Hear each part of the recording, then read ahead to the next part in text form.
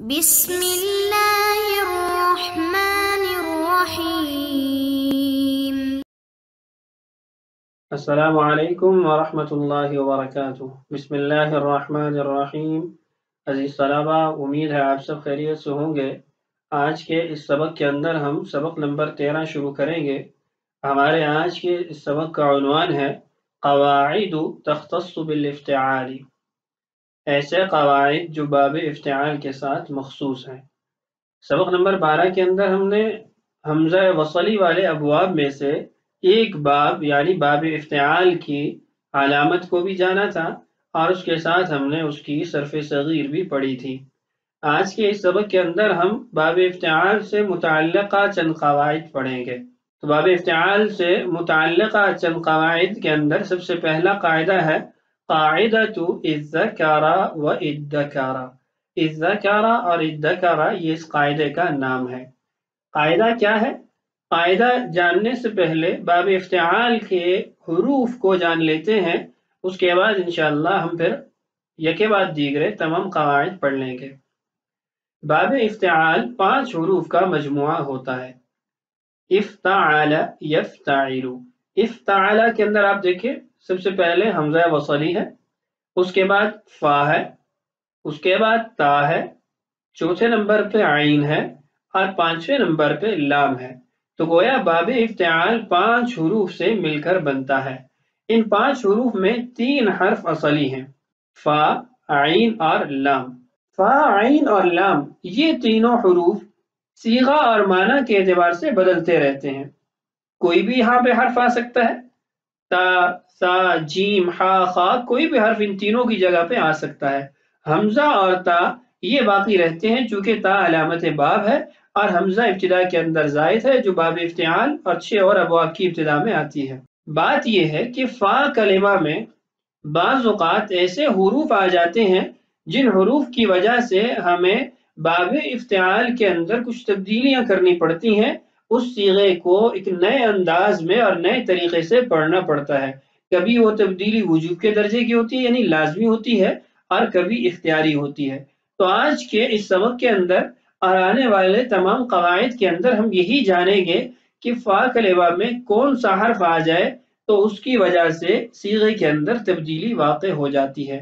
تو آئیے سب سے پہلا قاعدہ پڑھ کے کچھ حروف کے بارے میں جان لیتے ہیں، پھر آنے والے قواعد کے اندر دیگر حروف کی بھی بات آ جائے گی، اس کا قاعدہ بھی آ جائے گا۔ تو عبارت دیکھیے، اذا كانت فاء الافتعال دالا او ذالا او زاء تبدل تاء الافتعال بالدال۔ باب افتعال کا فا کلمہ افتعال حمزہ کے بعد آنے والا فا کلمہ، اس کے اندر اگر حرف دال آ جائے یا حرف ذال آ جائے یا حرف زا آ جائے، 3 حرف دال، ذال اور زا، ان تینوں حروف میں سے کوئی حرف افتعال کے فا کلمہ میں آ جائے تو پھر کیا تبدیلی واقع ہوگی؟ تبدل تاء الافتعال بالدال، کہ باب افتعال کے اندر جو تا ہے جس کو ہم علامت باب بھی کہتے ہیں، فا کلمہ کے بعد آتی ہے، اس کو ہم دال کے اندر تبدیل کر دیں گے، یعنی تا کی جگہ دال لکھا جائے گا اور پڑھا جائے گا۔ یہ تو تھی تبدیلی دال، زال اور زا کی وجہ سے جو افتعال کی تا کی جگہ پر آئی ہے۔ اب دال، زال اور زا یہ کس حالت میں باقی رہیں گے؟ آیا ان کو بھی تبدیل کریں گے یا یہ اپنی حالت کے اندر باقی رہیں گے؟ تو فرماتے ہیں ففی صورت الدال تدغم الدال فی الدال وجوبا، اگر ہم نے تا کو دال کے اندر حرف فا کے اندر دال واقع ہونے کی وجہ سے کیا ہے تو اس صورت کے اندر ان دونوں دال کا ادغام کیا جائے گا، اور یہ ادغام ضروری ہے، لازم ہے، اس کے بغیر صیغہ درست نہیں بنے گا۔ اس کی مثال دیکھیے، مثال سے بات زیادہ واضح ہو جائے گی۔ صیغہ ہے ادتعا، اب آپ دیکھ رہے ہیں ادتعا یہ باب افتعال سے ہے۔ اب فا کلمہ میں دال واقع ہو گئی تو ہم نے کہا کہ جب فا کلمہ میں دال واقع ہوگی تو ہم افتعال کی تا کو بھی دال کے اندر تبدیل کریں گے۔ افتعال کی تا کو دال کے اندر تبدیل کیا تو یہاں پر 2 دال ہو گئے، اددعا۔ تو پھر جب 2 دال اکٹھے ہو گئے تو ہم نے دونوں کو آپس میں ادغام کر دیا، یعنی اکٹھا لکھ کر اوپر تشدید ڈال دی، ہم اس کو پڑھتے ہیں ادعا یدعی۔ یہ تو صیغے کی وہ حالت ہے کہ جب افتعال کی تا ہم نے فا کلمہ میں دال واقع ہونے کی وجہ سے تبدیل کیا۔ اگر افتعال کے فا کلمہ میں زال واقع ہو جائے تو پھر کیا صورت بنے گی؟ تو فرماتے ہیں وَلِلزَّالِ ثَلَاثُ حَالَاتٍ، اگر افتعال کے فا کلمہ میں زال واقع ہو جاتا ہے تو ہم اس کو تین طریقے سے پڑھ سکتے ہیں۔ تُبَدَّلُ بِالدَّالِ وَتُدْغَمُ فِيهَا، کہ اس زال کو بھی ہم دال میں تبدیل کر دیں۔ تو جب ہم اس کو دال میں تبدیل کریں گے تو ایک دال پہلے سے موجود ہے جو ہم نے تا افتعال کو تبدیل کر کے لائی تھی، تو جب دو حرف دال اکٹھے ہو جائیں گے تو دونوں کو ادغام کر کے اکٹھا کر دیں گے، تو اس طریقے سے صیغہ ادذکر بن جائے گا اذذکر سے۔ اصل میں صیغہ تھا اذذکر، ہم نے تا کو دال میں کیوں تبدیل کیا؟ اس لیے کہ افتعال کے فا کلمہ میں زال واقع ہو گئی۔ اس کے بعد ہم نے کہا کہ ہم اس کو اذذکر بھی پڑھ سکتے ہیں، لیکن اگر ہم اس زال کو دال میں تبدیل کر دیں تو پھر یہ اذذکر پڑھا جائے گا۔ دوسری صورت وَأَحْيَانًا لَا تُبَدَّلُ، کبھی کبھی اس کو تبدیل نہیں کیا جائے گا، بل تبقى علی حالها، اس کو اپنی حالت پر باقی رکھا جائے گا، مثل اذذکر، تا کو دال میں تبدیل کر دیا لیکن زال کو اپنی حالت میں رکھا تو یہ صیغہ اذذکر بن گیا۔ اور تیسری صورت اور تیسری حالت وَأَحْيَانًا تُبَدَّلُ الدَّالُ الْمُبَدَّلَةُ عَنِ التَّاءِ بِالذَّالِ ثُمَّ تُدْغَمُ الذَّالُ فِي الذَّالِ، بعض اوقات یہ ہوگا کہ ہم جس تا کو تبدیل کر کے دال لائے تھے اس دال کو بھی زال میں تبدیل کر دیں تو دو زال اکٹھے ہو گئے، ایک صیغے کا اصلی حرف زال اور دوسرا باب افتعال کی تا جس کو ہم نے دال میں تبدیل کیا، پھر حرف دال سے ہم نے اس کو حرف زال میں تبدیل کیا، تو جب دو زال اکٹھے ہو گئے دونوں کا ادغام کر دیا تو صیغہ کیا بن گیا؟ اذذکر۔ اصل میں تھا اذذکر، اذذکر سے اذذکر بن گیا، پھر اذذکر سے ہم نے اس دال جس کو ہم تا سے تبدیل کر کے لائے تھے اس کو بھی زال میں ہم نے منتقل کیا تو دو زال اکٹھے ہوئے تو صیغہ اذذکر بن گیا۔ خلاصہ کیا ہوا کہ جب باب افتعال کے فا کلمہ میں زال آ جائے تو ہم اس کو تین طریقے سے پڑھ سکتے ہیں، اذذکر، اذذکر اور اذذکر۔ وَلِلزَّاءِ حَالَتَانِ، فرماتے ہیں اگر فا کلمہ میں حرف زا آ جائے تو اس کو بھی دو طریقے سے پڑھا جائے گا۔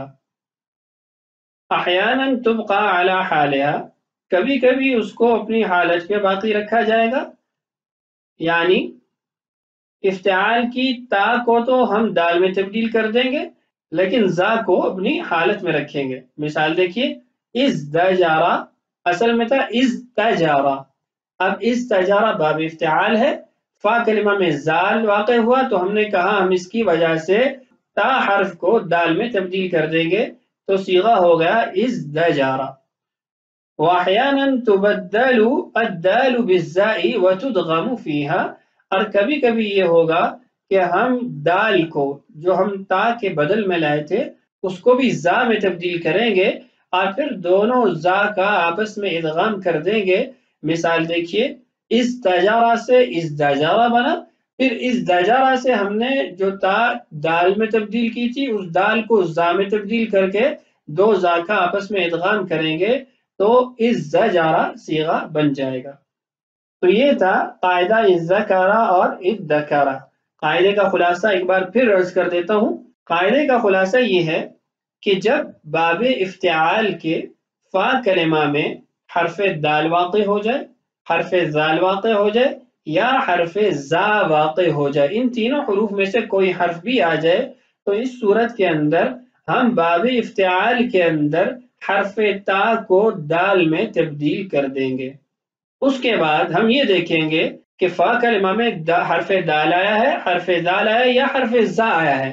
اگر حرف دال آیا ہے تو صیغے کو پڑھنے کا ایک ہی طریقہ ہے، وہ یہ ہے کہ ہم دونوں حرف دال کا ادغام کر کے صیغہ بنا لیں گے۔ مثال دیکھیے ادتعا، اب یہاں پر کلمہ فا میں دال واقع ہوا ہے تو اس وجہ سے ہم حرف تا کو بھی دال میں تبدیل کریں گے تو ادعا بن جائے گا۔ حرف فا کے اندر جب دال واقع ہو تو ایک ہی صورت سے صیغہ پڑھا جاتا ہے، اور اگر حرف فا میں زال واقع ہو جائے تو اس کو 3 طریقے سے پڑھا جا سکتا ہے۔ پہلی صورت یہ ہے کہ ہم حرف زال کو بھی دال میں تبدیل کر کے 2 دال کا ادغام کر دیں، جیسے از دکارا سے ادکارا بن جائے، یا پھر ہم اس کو اسی حالت میں باقی رکھیں، از دکارا سے از دکارا بنا لیں۔ اور تیسری صورت یہ ہے کہ ہم نے جس تا کو دال میں تبدیل کیا تھا اسی دال کو ہم زال میں تبدیل کر کے 2 زال کا ادغام کر کے صیغہ بنا لیں۔ مثال کے طور پر از دکارا سے از دکارا بن جائے گا، پھر از دکارا سے از زکارا بن جائے گا۔ اور اگر فا کلمہ میں زا ہے پھر 2 طریقے سے پڑھا جا سکتا ہے، اصل حالت میں باقی رکھا جائے، از تجارا سے از دجارا، یہ اصلی حالت ہے، اور دوسری صورت یہ ہے کہ جس دال کو ہم نے تا سے تبدیل کیا تھا اس دال کو زا میں تبدیل کر کے ادغام کر دیا جائے اور صیغہ از دجارا سے از زجارا بن جائے۔ تو یہ تھا قاعدہ از دکارا اور از زکارا۔ امید ہے قاعدہ آپ کو اچھے طریقے سے سمجھ آیا ہوگا۔ اگلے قواعد انشاءاللہ آنے والے اسباق میں ہم پڑھیں گے۔ آج کے لیے اتنا کافی ہے۔